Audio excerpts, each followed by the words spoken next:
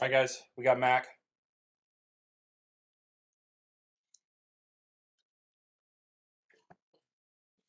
All right. Mac, start with an opener, and then we'll go to questions. Well, it's good to see you, and another week. Now, top 10 opponent, who's very, very talented. They've done an unbelievable job of recruiting with the best people in the country, and getting those players.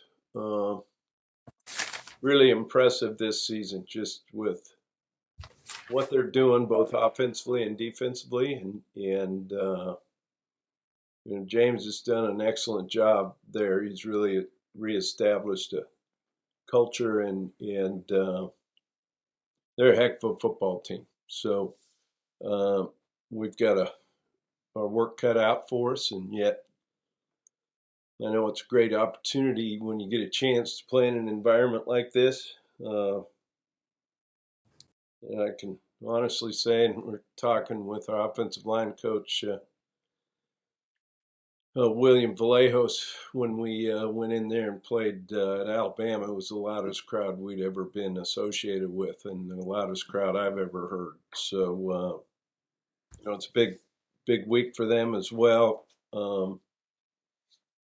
Coming off an unbelievable victory, and excited for Coach Zordich to be able to go back home, and then especially them honoring his team's national championship. So it's pretty cool. Questions? All right. Hey, Coach. Hey. So what's kind of been like the mindset or the approach of the team during practice throughout this week? Well, we finally got a bad taste out of our mouth, and I think there's a lot of things we could build on in that last ball game, and that's a good thing. So I know they're excited to play, and looking forward to going into a place that has great history and tradition. Should be a lot of fun for all of us. Andy. Mac, you kind of joked after the game when we talked about the young players on defense, particularly in the secondary. Now that you have a little time to digest, look at some film and things, what do you think about that group? I mean, because, to a certain degree, you're going to be, you got what you got back there. I mean, your thoughts along those lines of not only how they perform, but going forward as you groom some of these guys and get them in there. Well, one of the hard things with when you got new players, they're talented, but you haven't been able to really get them in and see if you can kind of trust them, I guess, for lack of a better term. And what was proven is these guys should have been playing all along, and they're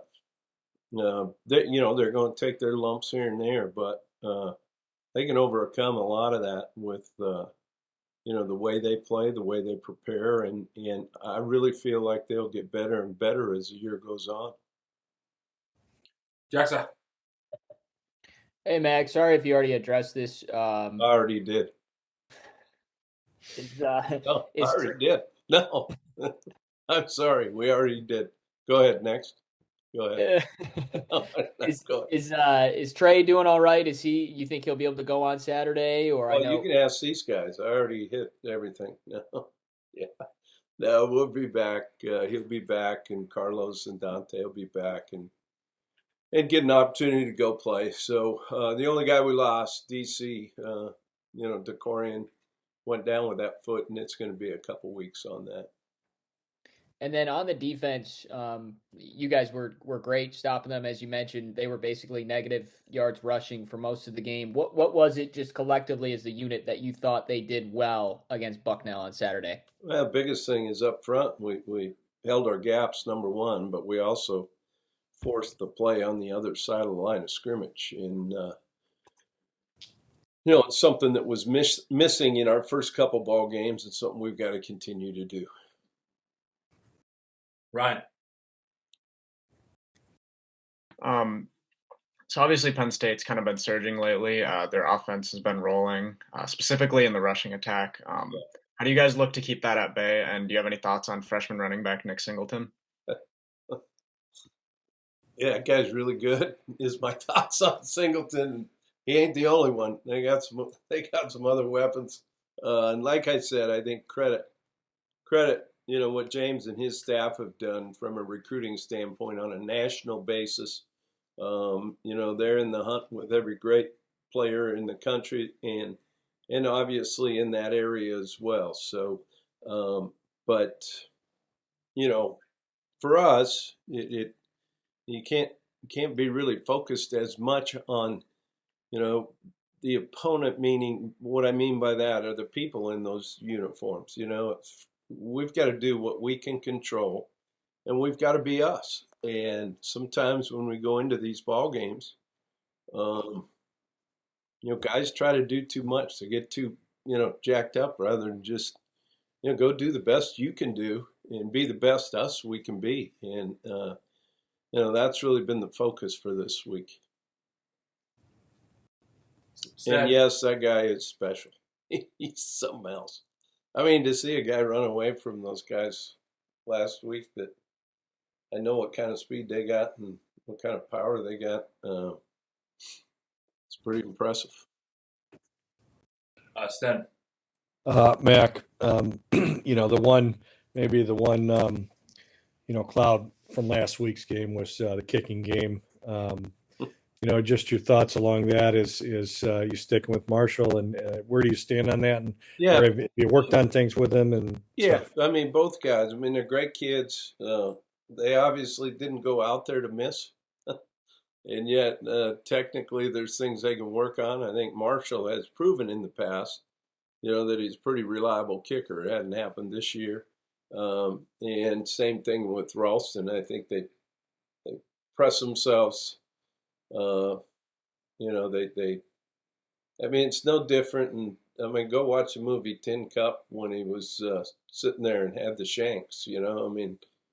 A lot of those things sometimes happen when you're in those type of positions, and but they'll get out of it, and I've got faith in them, and I'm not overly concerned. Jackson. I'm curious if you've had any conversations with Zordich about them honoring the 1982 national championship team this Saturday, and kind of what that's going to be like for him to, be on the sideline, getting honored with you guys. Yeah, no, we've talked about it, and in fact, we busted his chops in the staff meeting just a little bit. Wondering when they're going to unveil his statue as he walks in the stadium, or whatever that's going to be. But what a great honor. And, I'm just really excited Michael can be there, because there's nothing like winning a national championship. And, honoring those guys, he'll have an opportunity, as his wife as well, going back, that, she was a cheerleader on there at Penn State. So, for them, I think this is special, and we're excited for him, and happy that he can be there. All right. What else we got for Mac? Anything? We good? Mac, can I just ask you one more thing? No, I know you don't like to look ahead or anything, but you got the league opener coming up next, the following week. This is a big hurdle to climb with Penn State, but you feel pretty good about where this team is at this point. Yeah. Going into Penn State, and then with the league opener ahead, because they really start to take on added importance, obviously. I'll start with this, and I said I think we got a chance to be a really good football team. I don't think we're anywhere near where we need to be for that to happen. And time's kind of running out, because, you head into that league schedule after this, and, then you can't stub your toe. And, we've, the 2 seasons that we've played here since I've been here, we stubbed our toe in the championship game, and we stubbed our toe, in the regular season at home, and you just can't do that. I think we're starting to find a little bit of an identity with some of the new guys, a lot of the new guys that we have, and that's important. But right now our focus is go down and be the best us we can be in front of 100,000 people on Michael Zordich Day. So it's pretty cool. I got one more, Mac. I think 2018 Penn State came to Michigan when you were there, but how many times did you go there with Michigan State? How many times have you been to Happy Valley? I want to say this would be like trip 4, I guess, there. And I had said that this is the loudest. I don't care, SEC stadiums, whatever. When we went there and whatever it was, 10 or that was the loudest. I mean, our guys couldn't hear at all at the beginning of the game, and man, it was a freaking awesome environment. So, I'm, looking forward to being able to go see it again. All right. Thanks, guys. See you on Saturday. Thank you. Thank you. Oh, that's right.